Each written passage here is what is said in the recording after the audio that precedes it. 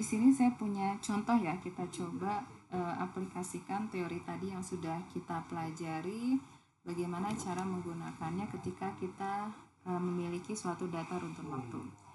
Di sini kebetulan saya punya data yang saya bangkitkan dari proses AR2 ya, dimana di sini kita bisa dengan mudah membangkitkan proses AR2 dengan menggunakan bantuan software R dengan menggunakan perintah arima.sim ya. Kemudian argumen yang kita masukkan pertama adalah ordernya adalah 2,00, berarti ini adalah R2. Kemudian AR sama dengan ini, artinya kita meminta untuk memberikan parameter tertentu ya. Jadi dalam hal ini P1-nya minus 0,2, P2-nya adalah 0,6. Kemudian N sama dengan 200, artinya kita bangkitkan data sebanyak 200 ya. Nah, dari data yang kita bangkitkan, di sini saya masukkan ke dalam objek X, kita coba evaluasi bagaimana pola ACF dan PACF-nya ya. Untuk plot ACF dan PACF di sini fungsinya sama ya. Untuk fungsi autokorelasi kita gunakan perintah ACF, kemudian argumen yang kita masukkan adalah datanya. Begitu juga untuk fungsi autokorelasi parsial, ini yang kita masukkan juga argumennya berupa data ya. Hasilnya ini nanti berupa plot, di mana yang kiri ini adalah plot ACF, yang kanan ini adalah plot PACF ya. Nah, dari plot ACF kita bisa lihat bahwa kecenderungan fungsi autokorelasinya dia turun menuju 0 ya. Sedangkan untuk plot PACF-nya dia terputus setelah leg kedua ya. Karena pada leg ke-1 nilainya dia tidak 0, dan pada saat leg kedua ini juga nilainya tidak 0. Sedangkan setelah leg kedua ini nilainya relatif tidak signifikan ya. Di mana bisa kita lihat tidak signifikan? Karena di sini kita punya ada garis horizontal biru ya, garis putus-putus horizontal biru di atas dan di bawah. Ini adalah bisa kita katakan sebagai titik kritis ya. Jadi secara tidak langsung baik plot ACF dan PACF ini ada uji hipotesis yang kita lakukan ya. Uji hipotesisnya di mana H0-nya kita berhipotesis autokorelasinya sama dengan 0 untuk setiap K ya, untuk setiap leg. Lawan alternatifnya H1-nya adalah rho-nya tidak sama dengan 0 ya.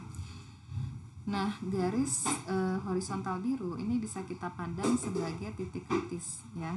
Jadi kalau nilai korelasinya berada di dalam titik kritis, berarti kita katakan tidak signifikan ya.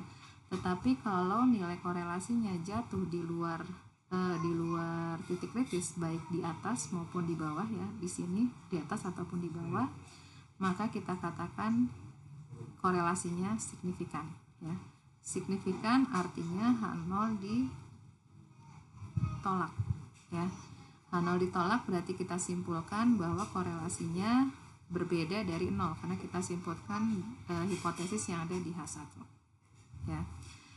Jadi di sini untuk PACF bisa kita lihat bahwa kecenderungannya nilai autokorelasinya dia terputus setelah leg kedua ya, karena setelah leg kedua nilainya tidak berbeda dari 0 ya.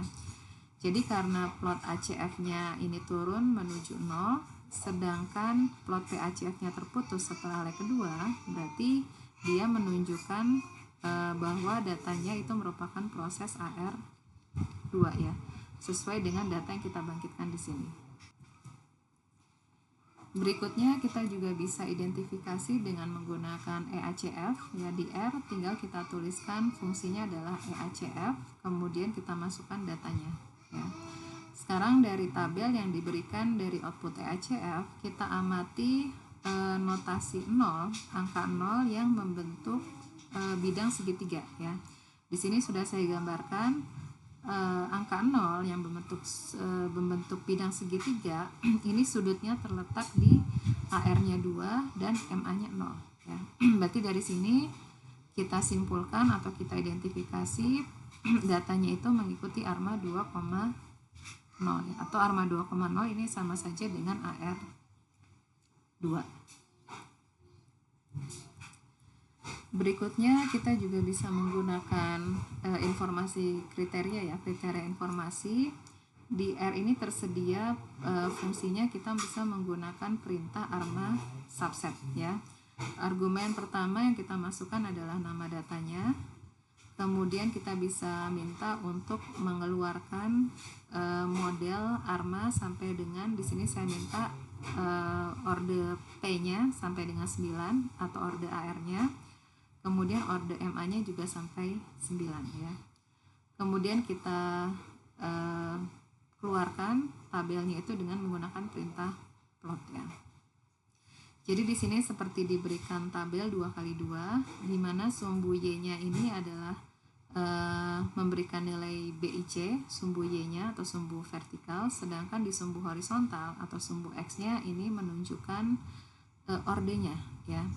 Untuk test leg ini menyatakan orde dari AR ya, sedangkan untuk error leg ini adalah orde dari MA-nya ya. Nah, seperti yang sudah kita pelajari di teori informasi kriteria informasi, model yang terbaik itu adalah model di mana BIC-nya itu yang paling kecil ya. Berarti model yang paling kecil itu adalah nilai BIC-nya sama dengan minus 58. Berarti yang ada di atas ya. Jadi ini adalah model yang terbaik. Nah, bagaimana cara membaca atau menentukan ordenya? Ordenya itu ditentukan oleh sel yang diberi warna gelap ya. Jadi yang diberi warna gelap adalah intercept, kemudian test leg 1 dan test leg 2 ya. Test leg 1 ini menyatakan bahwa P-nya P1 signifikan dan P2-nya signifikan ya. Karena signifikan sampai dengan P2 berarti dia adalah proses AR2 ya. Nah, bagaimana dengan MA-nya? Di sini kita lihat error leg-nya tidak ada satupun sel yang diberi warna gelap ya. Berarti untuk MA dia adalah ordenya 0 ya. Jadi berdasarkan kriteria BIC, model yang terbaik ini adalah arma 2,0 ya. Kemudian ini diberikan juga model terbaik yang kedua di mana BIC-nya minus 56.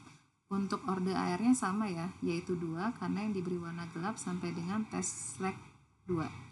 Kemudian untuk orde MA-nya di sini diberikan yang dicetak atau diarsir warna gelap itu adalah error leg 6, artinya theta 6-nya ini signifikan ya.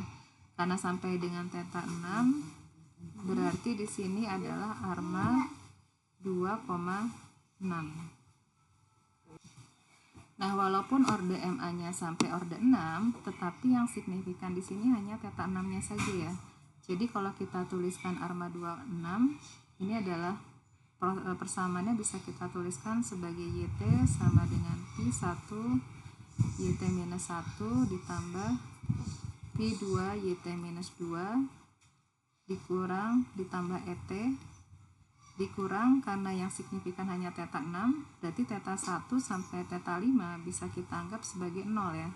Karena 0 berarti bisa kita buang untuk ET minus 1, ET minus 2, yang signifikan hanya theta 6, ET minus 6.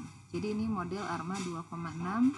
Jadi walaupun orde MA-nya sampai 6, tapi yang signifikan hanya theta 6 saja.